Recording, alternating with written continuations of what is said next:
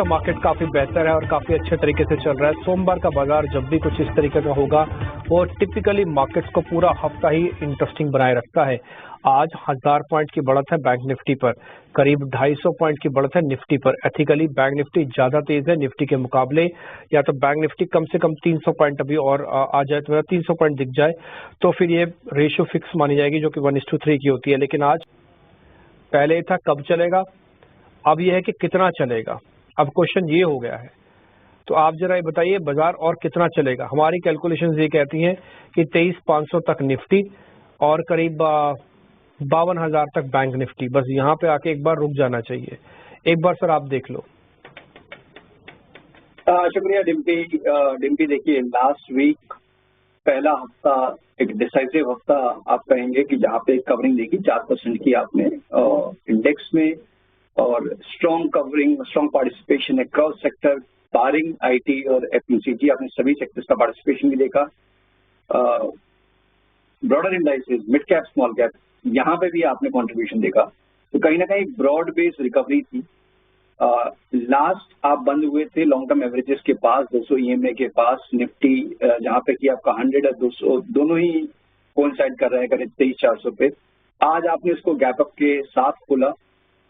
Banking index already उन averages के ऊपर, लॉन्ग टर्म एवरेजेस के ऊपर ट्रेड कर रहा है, तो वहां पे अलग ही टाइप का मोमेंटम है। आज आपने निफ्टी में उसको रिक्लेम कर लिया है।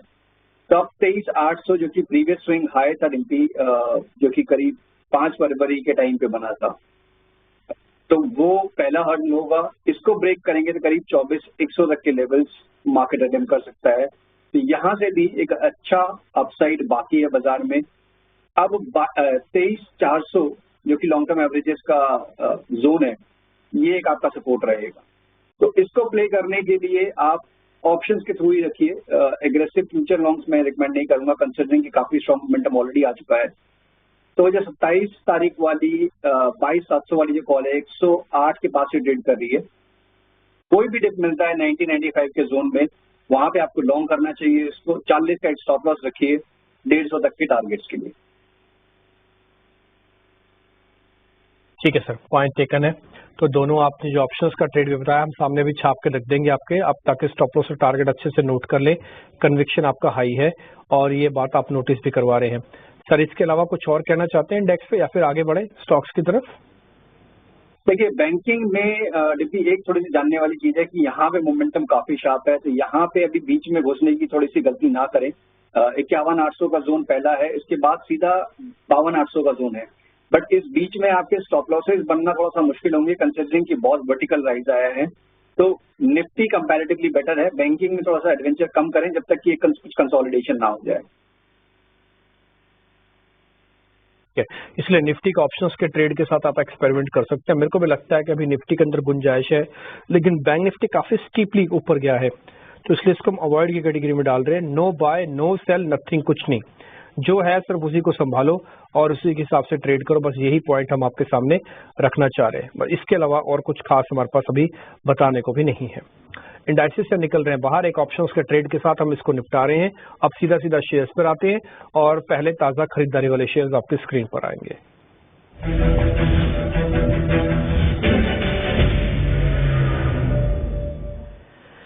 दो शेयर हमारी लिस्ट में है। First is PFC, power finance corporation, and second is Dixon technologies. एक तो थोड़ा सीजनल प्ले भी चल रहा है, आजकल गर्मियां ज्यादा हैं, आगे भी होंगी, तो पीएफसी उसका एक बेनिफिशियरी होगा। दूसरा है डिक्सन टेक्नोलॉजी, एक स्ट्रॉन्ग पुल बैक रिबाउंड इसमें भी आ रहा है, 3.5-4% आज में ऊपर है।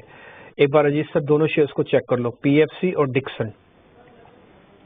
पीएफसी देखिए डिप्टी काफी अच्छा रिकवरी में कहूंगा, कंसिडरिंग कि बहुत टाइम लिया इसने बेस बनाने में। एक आपको रिवर्सल पैटर्न नजर आएगा अगर आप जनवरी से लेकर अभी तक का प्राइस एक्शन देखेंगे।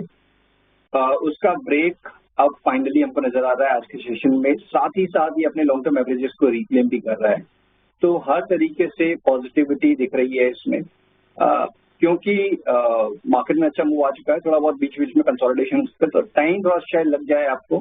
बट एक बार 450 से लेकर 455 तक के लेवल्स यहाँ पे एंटिसिपेटेड हैं, तो 405 के स्टॉप लॉस के साथ डेफिनेटली आप पीएफसी में लॉन्ग जा सकते हैं। डिक्सन में तो देखिए गिरावट ना के बराबर आई थी, मतलब नो डाउट 19,000 से 12,000 तक आप आए थे, बट लॉन्ग टर्म एवरेजेस के पास ही आके आप संभलने की कोशिश कर रहे थे। अब दोबारा से इसमें मोमेंटम कैरी होने की कोशिश हो रहा है। 14,800 ये हर्डल दिख रहा है मुझे रिम्पी कि ये क्रॉस होना जरूरी है 100 EMA का। अगर ये ब्रेक होता है तो फिर एक स्ट्रॉन्ग मोमेंटम इसमें दोबारा देखने को मिल सकता है। तो इसमें कंडीशनल बाय होगा कि 14,800 के ऊपर ही बाय करें आप। 14,200 का स्टॉप लॉस रखें 16,000 तक के टारगेट्स के लिए। ठीक है सर, पॉइंट टेकन है। तो डिक्सन टेक के अंदर पीएफसी के अंदर जो भी ट्रेड बनता है सर ने आपको बता दिया, स्टॉप लॉसेस टारगेट सब दे दिए, सब बकायदा लिखा हुआ आपकी स्क्रीन पर आ जाएगा, बस आपको सिर्फ नोट डाउन करना है। नोट डाउन करने से रिकॉर्ड हो जाता है ये चीज। हम भी कोशिश करते हैं, इसलिए रिपोर्ट कार्ड दिखाता था कि रिकॉर्डेड चीज हम आपको दिखाएं। लिखतम और वक्तम दोनों होना चाहिए। वक्तम में क्या होता है, आप हमने बोल दिया, आपने सुन लिया, दिमाग से निकल गया, मिस हो गया, पता नहीं चला। लिखतम में क्या चीज रिकॉर्ड हो गई, काम पक्का, तो चेक हो जाएगा। कभी भी किसी भी दिन 4 पन्ने पलटोगे तो आपको पता लग जाएगा, अच्छा इस दिन ये ट्रेड दिया गया था या ये ट्रेड था हमारे पास। इसलिए हम बकायदा लिख भी देते हैं और सब गैस से पूछ भी लेते हैं आमने सामने। शॉर्ट कवरिंग के 2 शेयर है, पहला है BHEL और दूसरा है फेडरल बैंक। इन दोनों के बारे में भी आपके रिकमेंडेशन है जी, BHEL और फेडरल बैंक। देखिए BHEL में रिम्पी अगर आप एक ट्रेंड लाइन ड्रॉ करेंगे हाइज से तो आपको उसका ब्रेक नजर आएगा आज के सेशन में, बट साथ ही साथ यहाँ पे 100 EMA का एक हर्डल भी है। मुझे लगता है थोड़ा बहुत यहाँ पे कंसोलिडेशन और पॉज हो सकता है, बट टोन पॉजिटिव है और वो रहेगी जब तक कि आप 205-206 के लेवल्स को होल्ड कर रहे हैं और पोजिशनली 228 जो कि लॉन्ग टर्म एवरेजेस है वहां तक ग्रेजुअली इसमें मूव आना चाहिए। तो उस हिसाब से इसको ग्रेजुअली एक्यूमुलेट करें, एग्रेसिव लॉन्ग्स ना करें और 206 का एक स्टॉप लॉस मेंटेन करें। फेडरल बैंक में काफी स्ट्रॉन्ग ट्रैक्शन देखने को मिला है आज के सेशन में। एक बेसिकली पॉज था अपने लॉन्ग टर्म एवरेजेस के पास और आज एक ट्रेंड रिजम्पशन दिख रहा है, तो यहाँ पे डेफिनेटली कंपैरेटिवली बेटर स्ट्रक्चर है। अगर मैं मोमेंटम के पॉइंट ऑफ व्यू से बात करूं तो यहाँ पे मुझे 188 के स्टॉप लॉस के साथ करीब 204 तक के टारगेट्स के लिए फेडरल बैंक ज्यादा बेटर कैंडिडेट लगता है among these two. Federal bank आपको थोड़ा ज्यादा अच्छा कैंडिडेट लगता है, इसलिए आपको चॉइस भी करना चाहिए। तो देखिए गेस्ट आपको हिंट भी कर रहा है कि अगर आपके पास ज्यादा पोजीशन नहीं रखना चाहते या फिर नहीं लेना चाहते तो चुनाव कैसे करना है। BHEL फेडरल बैंक दोनों के लेवल्स आपकी स्क्रीन पर है, दोनों के स्टॉप लॉसेस आपकी स्क्रीन पर है, बट फिर भी अगर चुनाव करना, कोई एक रखना हो तो फिर फेडरल बैंक को रखा जा सकता है। ठीक है जी। अब तक हमने जो शेयर्स आपके सामने रखे उसमें BHEL federal bank, Dixon technology, PFC और एक ऑप्शंस का ट्रेड निफ्टी का रखा है। बैंक निफ्टी को अवॉइड कैटेगरी में डाल दिया। इस सब के सब ट्रेड आप अपनी स्क्रीन पर देख पा रहे हैं, सबको अच्छे से नोट कर लीजिएगा। फिर भी अगर आपसे कुछ छूट जाए तो यूट्यूब पे पूरा प्रोग्राम पड़ा हुआ है, आगे पीछे करके आप इसको चेक भी कर सकते हैं, लिख भी सकते हैं, देख भी सकते हैं। छोटा सा ब्रेक के बाद तुरंत हाजिर हो रहे हैं।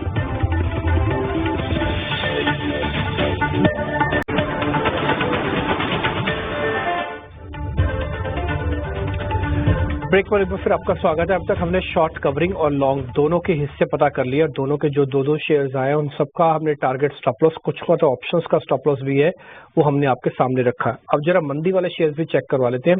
अजीत सर हमारे साथ बने हुए, लेके आइए आज के शॉर्ट्स।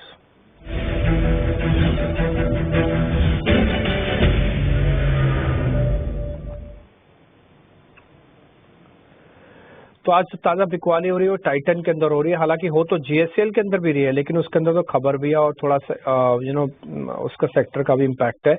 बट टाइटन आज अच्छा टूटा है। और दूसरा LTTS, इसको L&T टेक के नाम से हम जानते हैं, ये शेयर भी आज कमजोर है, बकायदा उभरे ही नहीं आज, 2-2.5% टूटे, तो अभी भी टूटे ही हुए हैं। एक बार इंट्राडे चार्ट भी दिखाना दोनों का। अजीत सर बताइए जरा इन दोनों के बारे में प्लीज। देखिए टाइटन तो डेफिनेटली रिम्पी एक रेंज जिसमें हम ट्रेड कर रहे थे काफी टाइम तक, जो मैं देख पा रहा हूँ कि ऑलमोस्ट 2024 की शुरुआत से लेकर 3840 से लेकर जो नीचे पे करीब 3380 की जो बैंड था, इसको हाल फिलहाल में इसने ब्रेक किया था। दोबारा से रीगेन करने की कोशिश हुई है इसमें लास्ट वीक, बट फेल हो रहा है और थोड़ा सा रेजिस्ट कर रहा है ये, तो ये एक अच्छा साइन नहीं है। दिस मीन्स कि पॉसिबली शायद आपको साइडवेज टोन और फर्दर प्रॉफिट टेकिंग देखने को मिल सकती है। तो जिनके पास शॉर्ट टर्म में लॉन्ग है डेफिनेटली उनको यहाँ पर रिड्यूस करना चाहिए टाइटनिंग पोजीशन। प्रेस शॉर्टिंग के लिए भी एक अटेम्प्ट कर सकते हैं, but considering the market tone बहुत ज्यादा एग्रेसिव है, 3150 का एक स्ट्रिक्ट स्टॉप लॉस आपको मेंटेन करना पड़ेगा। अगर आप कोई एक शॉर्ट पोजीशन मेंटेन करके रखना चाहते हैं तो उस हिसाब से इसमें डेफिनेटली आप ऐड कर सकते हैं। 2950 का एक टारगेट होगा आपका।